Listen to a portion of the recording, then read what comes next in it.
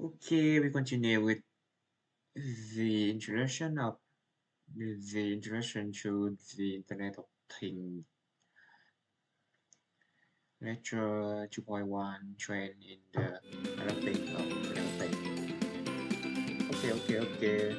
This lecture will talk about the various trends, technological trends that have led to the Internet of Things, say revolution. It's an overused word, but let's try to use that right now. So there are lots of different trends that have led to this, led to the incorporation of Internet of Things technology into devices today. And so we'll talk about those things. This sort of crept up on us over the years, but now there's a convergence where the situation is right. Everything works, and you can really do a lot of the things that you see in these IoT devices today. So there are several trends.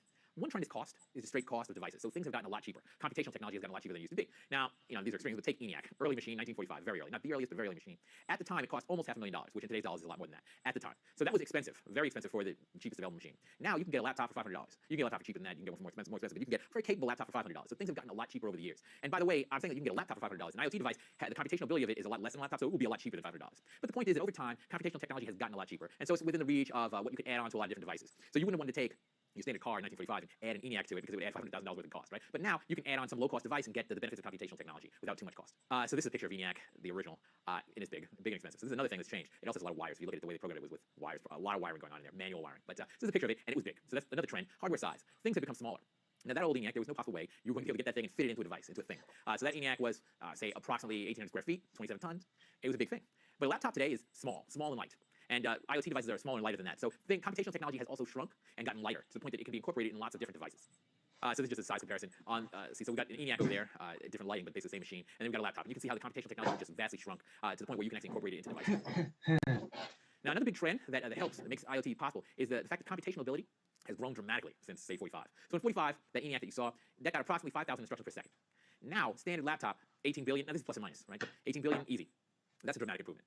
And what that buys you, what that gives you, is the fact that you can implement a lot more features. There are many things that you couldn't have dreamed of being able to do back in 45 with a computer that you can now handle because you have so many more computations to play with in a unit of time. So, for instance, speech to text, right? That's common in phones today, right? Where you talk and it interprets your speech. There's no way with 5,000 instructions per second you could do that in anywhere near real time. Audio processing, network communication, all these things that you can do now, they require lots of computation, and it just wasn't possible with old machines. So with modern machines, there's so much computational ability. The clock rates are so fast, and there's parallelism, right? These things are multi-core, so you've got multiple processors in one device. There's so much computational ability that you can do so many more things that were thought of back then and couldn't have dreamed of back then. But now we see there's so much you can do. So it makes it more practically used in devices today to implement the features that we're interested in implementing. Another trend is internet access. So in 45, the internet didn't exist, and networking wasn't there, but internet access has improved. So the internet is reachable from a lot of places. First, it exists, right? It didn't used to exist, but now it's also true that in lots of different places, almost everywhere, you can access the internet through some mechanism. Now, this depends on what country you're in and how much money your country has. Some parts of the world, poor parts of the world, have less access. We're in the US, you have pretty good access. Wherever you want to be, you can access it directly through Wi-Fi. You can access it through jacks in the wall, and we have Ethernet jacks in the wall right here. You can do wirelessly. You can do it everywhere. Now, different parts of the world have less access. So if you just look at this map, you can see the lighter parts have less access. So most of Africa, a lot of Africa has less access just because they're out of reach of many different, of a lot of the infrastructure that's necessary. But and there are some places like India is actually lower. In fact, I question this map. I don't think it's as bad as what's being stated on here. But it is generally true that there are parts of the country, poor parts of the world rather, where internet access is hard to find. But generally, it's greatly improved over time. So also the fact that you can do internet access wirelessly. So that actually helps a whole lot because running cables is expensive, where putting up a wireless router is much less expensive. Putting up a cell tower that costs a certain amount of money, but given the expanse that it covers, it's much more cost efficient than having to run wires into everybody's home. So wireless access is one of those things that's ubiquitous now, and it makes IoT technology much more usable and much more possible. Data costs. So the cost of internet access is fairly low. Now this definitely varies depending where you are. It's never low enough for me, right? I mean, I don't like how much I have to pay every month for my cell phone bill or for my cable bill, stuff like that. But it's low enough that a lot of people can afford it. Now, in poor countries, this is not necessarily the case, but that's changing, right? Bandwidth is high. So what this means is that you can transmit lots of data fast. And that actually enables a lot of different features. So streaming multiple movies, for instance, right? If you want to stream video, you need a lot of bandwidth, right? As opposed to just sending data. If you want to send email, you don't need a lot of bandwidth. Email has a certain amount of text, and it doesn't take much data to send to transmit. But if you want to support video, you need pretty good bandwidth to support it in real time, to send the frames, lots of pixels. It takes you a lot of bandwidth. But bandwidth is available in a lot of places, and wirelessly too. So you can, through Wi-Fi or some other type of wireless technology, cell phones, you can actually get enough bandwidth to be able to see videos through that technology. So the bandwidth actually has enabled a lot of different features in IoT devices. Thank you.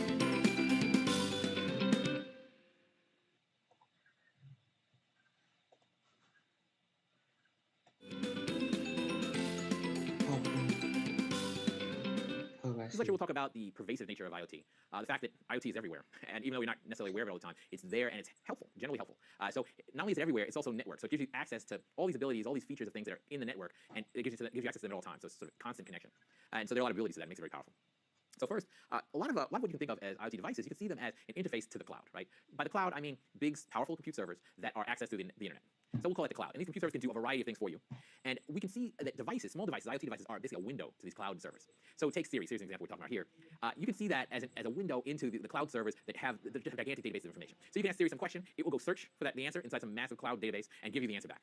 So really, your IoT device in that sense is just a window into some massive computational resource. So not everything is going on your IoT device. So say we're talking about Siri specifically. Your phone has to do some computation, speech to text, right? It has to figure out what you're saying. But the actual query that you state, that's not actually processed directly on the phone. That thing is sent to the cloud, and the cloud processes it, gives you the result, and query recites it back to you. Siri recites it back to you. So you can see that these IoT devices actually they leverage a much bigger set of servers that are available out there on the cloud if you want them to. For instance, viewing movies, say Netflix, something like that, the movies aren't sitting there on your phone or whatever the device is. The movies, your phone or whatever the IoT device is really a conduit for viewing the movie, right? You're really going to some big servers, Netflix servers, you stream the movie directly off of those servers. So your device is in some ways just a conduit to something much more powerful than your actual IoT device. So there are a lot of IoT devices that act in that way that are just access points for something much bigger out there in the cloud. So this is basically leveraging the networking features of these IoT devices. So basically just what I was saying, you can access these large databases, large computational servers to get access to whatever kind of data you want to get, and to perform things that you want to perform operations that you need to perform remotely. So IoT is also pervasive. Since networking is pervasive, IoT is pervasive, which means it is everywhere. It is embedded in devices, and you're not necessarily aware of that, but they're all over the place. And if you just look around whatever room you're in, you probably see these devices. I mean, of course, I'm staring down a camera right now, so that's an IoT device. There are cameras all over, microphones, all this, projectors, things like this. They're all in this room. My watch, my phone, they're all over the place, just helping me in various ways. So if you look at your house, you think about inside your house, how many computers you have inside your house. Traditional computers, laptop, desktop. I probably have 4 or 5 laptop, desktop machines in my house. But if I think of how many IoT devices I have, a lot more, right? I just say my DVR, right? My fridge, my microwave oven, my TV, my game machine, right? I have several. I have an Xbox One, I have all these. So my watch, my phones, my kids' phones, right? There's so many IoT devices just everywhere. Home automation systems, I do not have a home automation system, but that's a common use. Home automation systems that are connected to the network, so you've probably seen commercials on this type of thing. You can go to your cell phone and turn off your lights at home from your cell phone, things like this, right? So IoT devices are pervasive, and they're just everywhere. At work too. So at home, at work, well, my work, we have motion sensors in every room for lighting, right? To save light, save the power on lights. The lights go off if there's no motion in the room. So they have motion sensors in every room, down every hall, checking to see if something's moving and if they need to keep the lights off or on. And you probably get in a place like that. Also RFID tags. I need an RFID tag to get into my building, right? I run it past the machine, it lets me in. So there's also this type of, my phone. That's another thing. Phones nowadays. They're cell phones, but there's also even desktop phones nowadays are Internet of Things devices, right? Because these are voice over IP phones. My phone is a network phone. It sends data over the internet directly. It doesn't even use regular phones. It goes straight to the internet, right? So phones, everything, lots of different devices are IoT devices, and even at work. Also on your person. So these things are now integrated into your body in some sense. So hopefully not too close, but health trackers, right? These things are strapped onto your wrist, and they can track heart rate, all sorts of features they can track about you. And they're strapped onto you. They're network. So by Bluetooth, they go to the internet, maybe send that information to a server, to a global server. And if you have one of these things, like a Fitbit or something like that, you know how they work. Pacemakers, those are the ultimate. Those are literally embedded within you, and they control your heart. Actually, pacemakers are quite sophisticated. They track your heart, but they can say your heart stops, they can restart your heart. They can give you a charge, right? It's give you a shock and start that heart again automatically. And they are also networked, so you have to be able to program them, reset them periodically. So now they are usually not regularly networked, but when the doctor wants to reset it in the office, he can do that by radio. Insulin pumps, so these are common too. Actually, I knew a guy, I meant to bring one to lecture today, but I knew a guy, he had diabetes, type 2, I believe, but it was pretty severe. And you need insulin injections.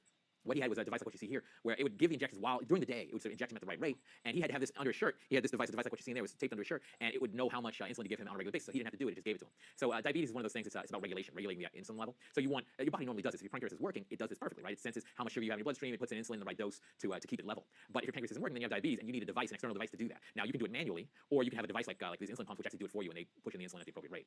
So these things are basically integrated into you, right? Now cell phones are not integrated into you, they're not quite connected to your ear, but I know a lot of people who cannot leave their house without their cell phone, right? So you forget, look, I gotta go home, I have to have that thing with me. So it is not physically connected, but it might as well be. All right. Pervasive, so other places, not even on your person, but everywhere, on the streets, right? So I watch TV. I watch Law and Order a lot. How many times have I seen Law and Order people, the cops in Law and Order, it's TV, but using video surveillance devices? An ATM had a camera and they use that to catch the crook, right? There are devices all over the place that are surveilling us for beneficial purposes, okay? Like traffic light cams, okay? Now traffic light cams, it's beneficial, right? They got to ticket you. I don't like it, right? But I can see the social benefit to being able to track when somebody runs a light and giving people tickets. Or everybody would run lights all the time, right? So that type of surveillance goes on all the time. Actually, in London, their traffic light cameras do more than that. They actually track your license plate numbers, so they can track criminals by looking at their license plate numbers automatically as they're going through the city. So IoT is everywhere in all sorts of devices that you interact with every day. Thank you. Okay.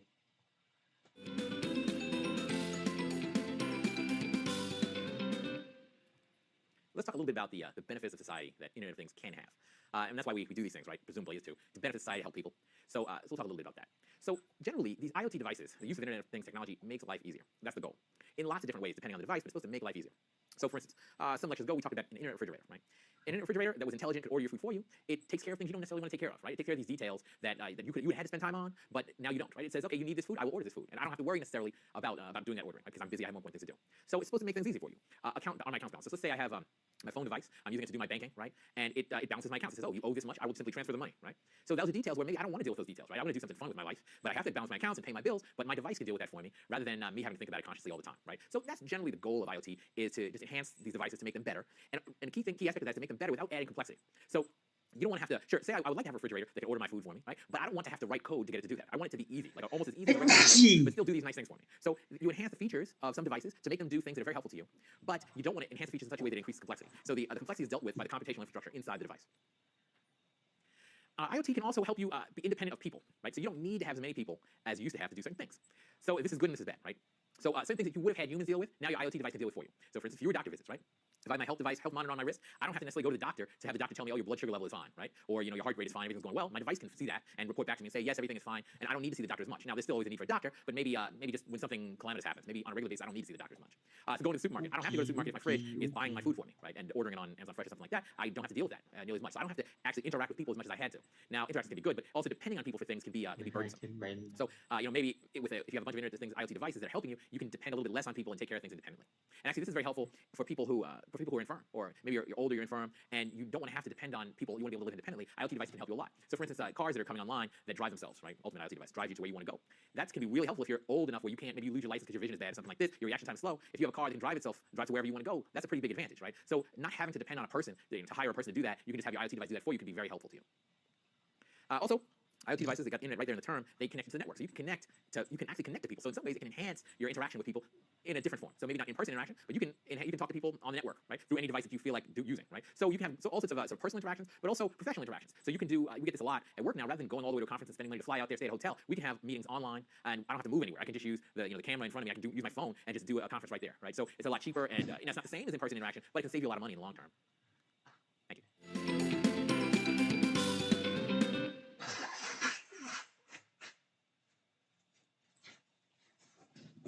Okay.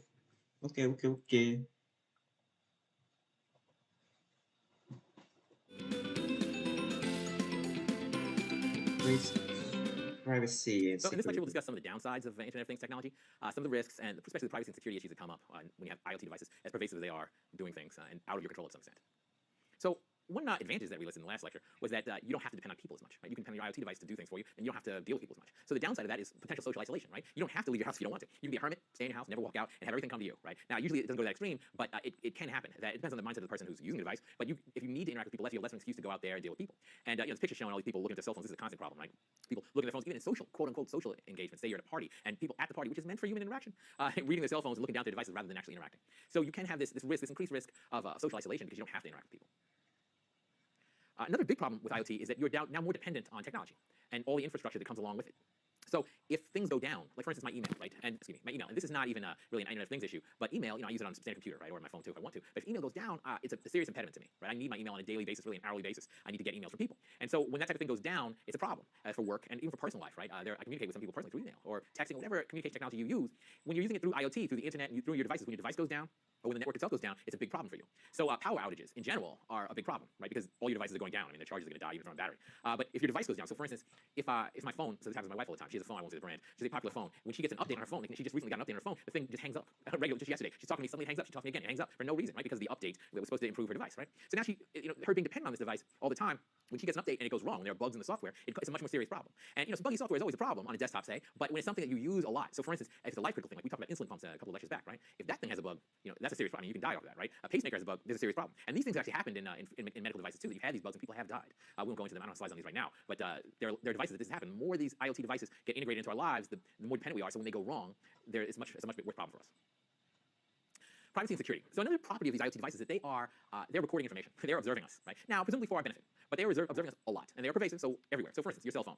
That thing is observing your location, right? If you have your location services on, which most people have on, because a lot of applications depend on those services, you have that on, it is reporting your GPS, your location at all times. And it can easily send that data back to Apple or whoever your manufacturer is, right? And that happens all the time. This type of data is being tracked by your phone and sent back to some central location. Now, maybe they're using it for good purposes, to help you. Like having your location means that when you're looking for a restaurant, you don't have to report your location, it just knows and it can tell you where all the nearby restaurants are. So that can be beneficial, but it is tracking you all the time. health monitors. They're tracking your health information, right, all the time, and sending it on a network to some cloud server. So, there's important information about your health that is being transmitted over the network and stored in some remote server. TV watching habits, media watching, whatever media you're watching, that type of thing is, so say you've got a new TV, it can track, in fact, it typically records what you watch. In fact, like my DVR, it flags, when I'm looking at the list of TV shows, it flags which ones it thinks I want to watch, right? It has to figure that out. It's tracking my activity, knows what type of shows I've watched in the past, finds similar shows and suggests them to me. So that's a benefit, right? But just understand that it is tracking everything that you're watching on your TV or your DVR, things like this. Actually, we see this all the time with people must have interacted with this when you buy something online. So one thing I do is I build quadcopters with my son. We build quadcopters. I have a research project on this. Remote control, right? Whenever I make a purchase, like a quadcopter purchase, suddenly all the ads I see are for quadcopter parts, right? Motors and RC control and all this. And you must have interacted with this, right? It's tracking what you're buying and then just throwing ads at you. It's doing it for marketing purposes, but it's throwing ads at you according to things that you've bought in the past. So purchasing habits, right? Cell phone or whatever device you're purchasing on. If say it's your refrigerator making purchase for you, food purchase for you, something like that, the fridge itself can track that data and give it to some third party. Driving habits. So cars have lots of sensors about the speed and things like that, and if you're hitting the brakes, something like that. And car incident reporting, the insurance agencies can use that when you're trying to get money back for your car. So you crash your car, and you say, look, I was hitting the brake, and they say, well, the car says you weren't hitting the brake, so you owe us this much money, right? So that type of data is being recorded, sent to insurance agencies, and they can use that against you. So data can be used to market to you.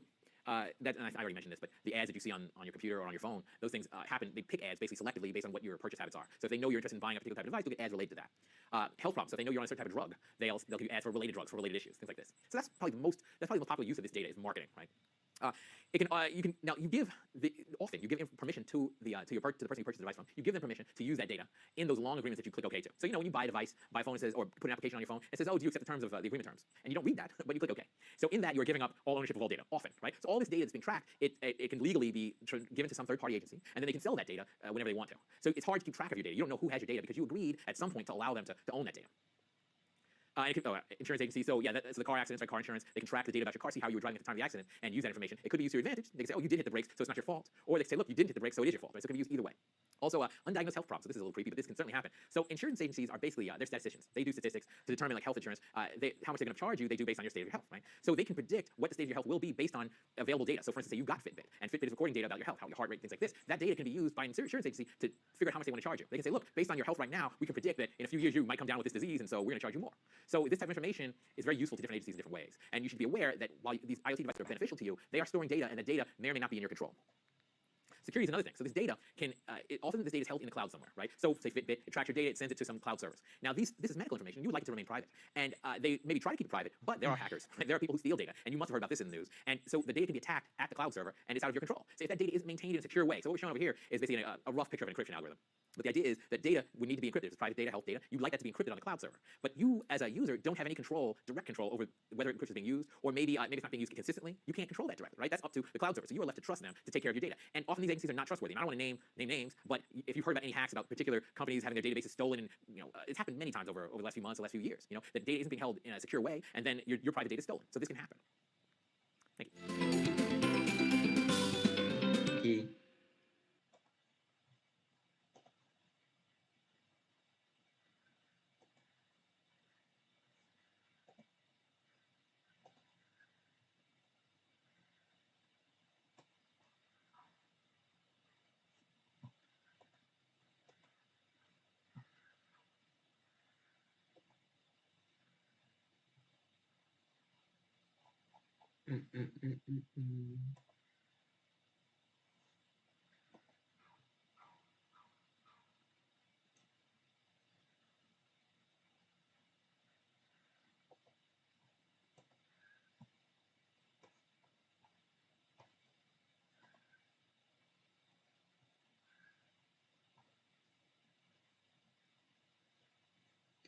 Some people are aware of potential attack. True. IoT device had a reactionable user with statement is not sure about the security of the data.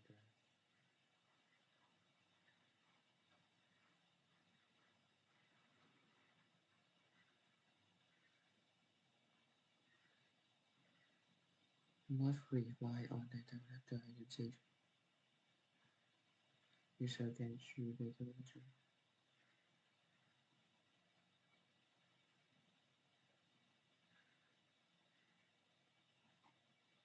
No.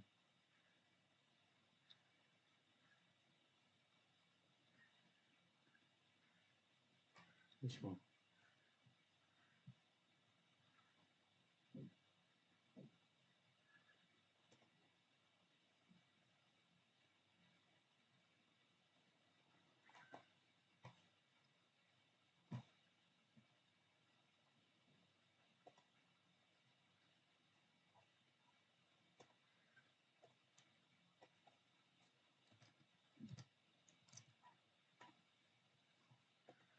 Okay, what about the security of a simple for most IoT device?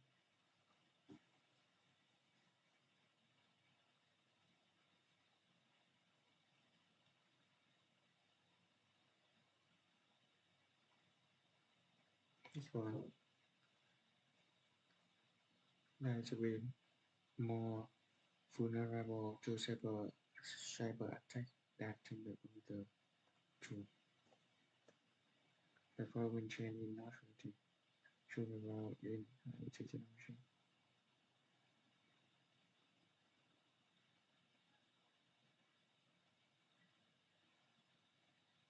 If computers are okay, like a golf, okay, this one not.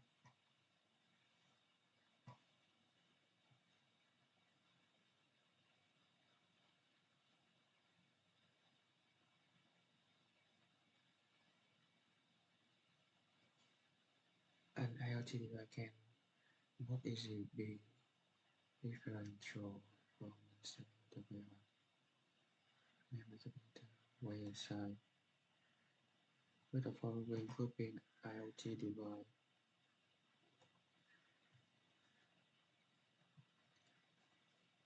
All about my watch display the current weather from the two.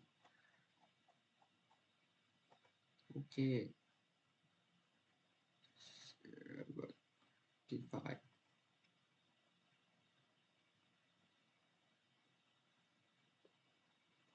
The user not true but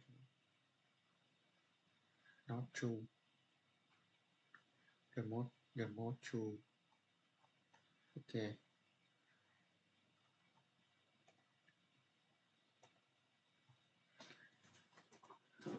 Okay.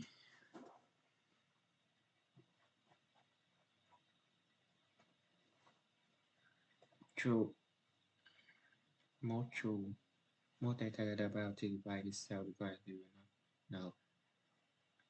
Not one.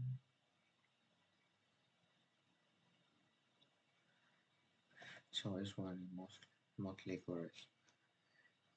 Anything it manually cannot. Okay. This one. Four.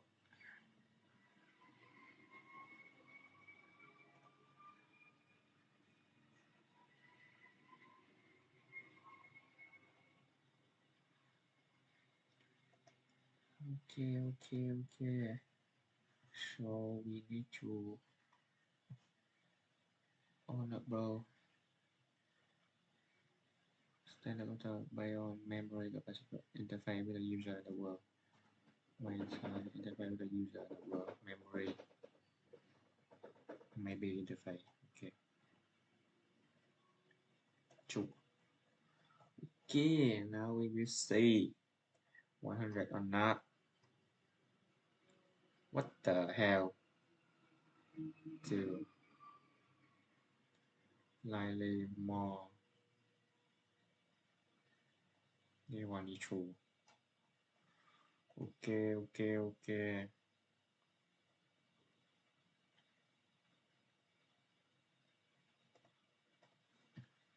Okay, maybe I will test again 100.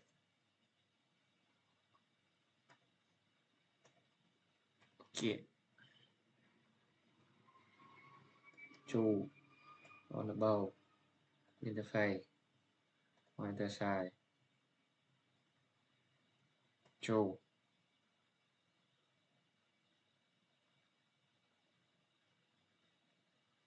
More.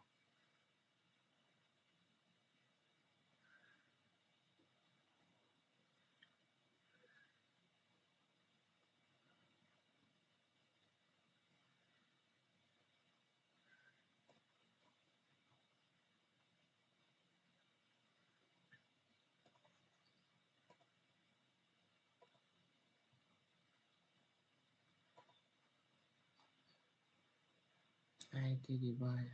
Maybe I shall to be sure.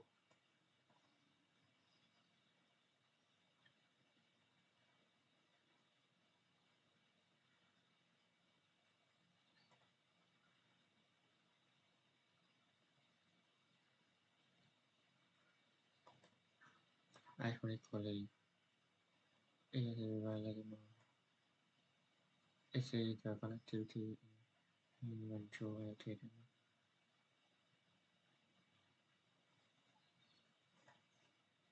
I really see this one. Okay.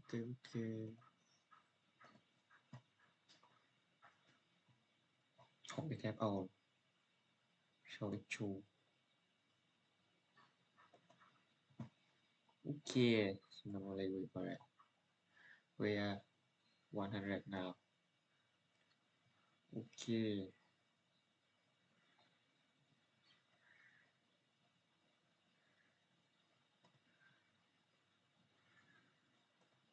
What is it?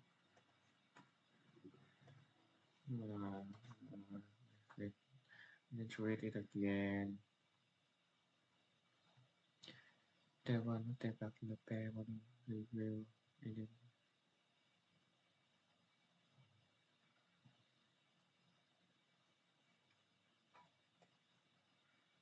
อธิบายวิทยาอธิบายแล้ว past construction สำหรับแปลแล้วมองโมเจสอบ my submission signature ไม่ signature โอเคพูดแค่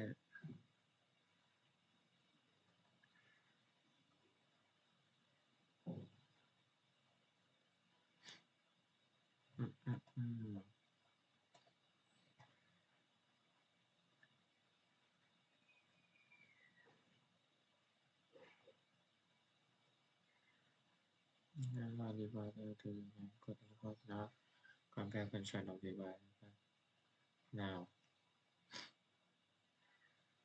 okay we will do it later